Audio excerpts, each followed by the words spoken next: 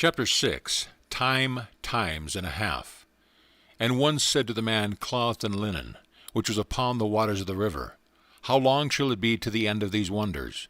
And I heard the man clothed in linen, which was upon the waters of the river, when he held up his right hand and his left hand unto heaven, and swear by him that liveth forever, that it shall be for a time, times and a half. Daniel 12:6 and 7. At one of my lectures given in Los Angeles on the subject of the hidden meaning behind the stories of the Bible, someone asked me to interpret the above quotation from the book of Daniel. After I confessed I did not know the meaning of that particular passage, a lady in the audience said to herself, If the mind behaves according to the assumption with which it starts, then I will find the true answer to the question and tell it to Neville. And this is what she told me. Last night the question was asked, what is the meaning of time, times, and a half, as recorded in Daniel 12:7. Before going to sleep last night I said to myself, now there is a simple answer to this question, so I will assume that I know it, and while I am sleeping, my greater self will find the answer, and reveal it to my lesser self in a dream or vision. Around 5 a.m. I awakened. It was too early to rise, so remaining in bed, I quickly fell into the half-dreamy state between waking and sleeping. And while in that state, a picture came in my mind of an old lady. She was sitting in a rocking chair and rocking back and forth, back and forth. Then a voice which sounded like your voice said to me, Do it over and over and over again until it takes on the tones of reality.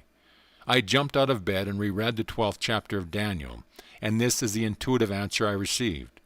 Taking the 6th and 7th verses, for they constituted last night's question, I felt that if the garments with which the biblical characters are clothed corresponds to the level of consciousness as you teach, then linen must represent a very high level of consciousness indeed, for the man clothed in linen was standing upon the waters of the river. And if, as you teach, water symbolizes a higher level of psychological truth, then the individual who could walk upon it must truly represent an exalted state of consciousness. I therefore felt that what you had to say must indeed be very significant. Now the question asked of him was, How long shall it be to the end of these wonders? And the answer was, a time, times, and a half.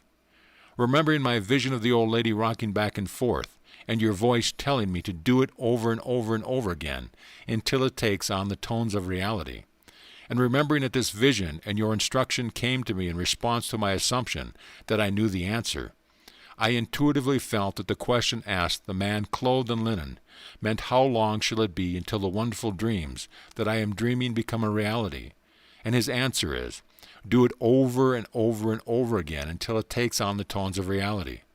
A time means to perform the imaginary action which implies the fulfillment of the wish. Times mean to repeat the imaginary action over and over again, and a half means the moment of falling asleep while performing the imaginary action, for such a moment usually arrives before the predetermined action is completed, and therefore can be said to be a half or part of a time. To get such inner understanding of the Scriptures by the simple assumption that she did know the answer was a wonderful experience for this woman. However, to know the true meaning of time, times, and a half, she must apply her understanding in her daily life.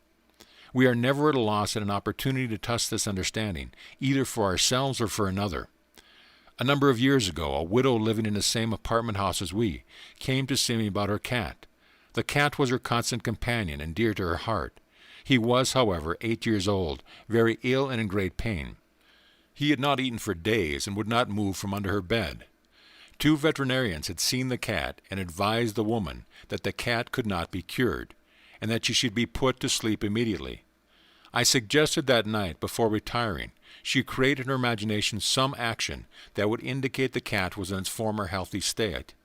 I advised her to do it over and over again until it took on the tones of reality. This she promised to do. However, either from lack of faith in my advice or from a lack of faith in her own ability to carry out the imaginary action, she asked her niece to spend the night with her. This request was made so that if the cat were not well by morning, the niece could take it to the veterinarians, and she, the owner, would not have to face such a dreaded task herself.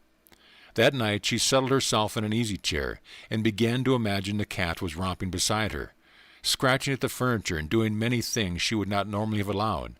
Each time she found that her mind had wandered from its predetermined task to see a healthy, normal, frisky cat, she brought her attention back to the room and started her imaginary action over again.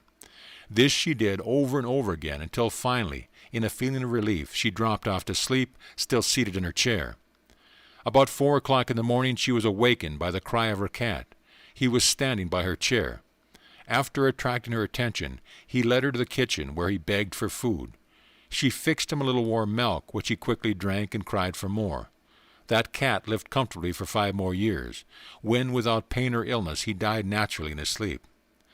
How long shall it be to the end of these wonders? A time, times and a half.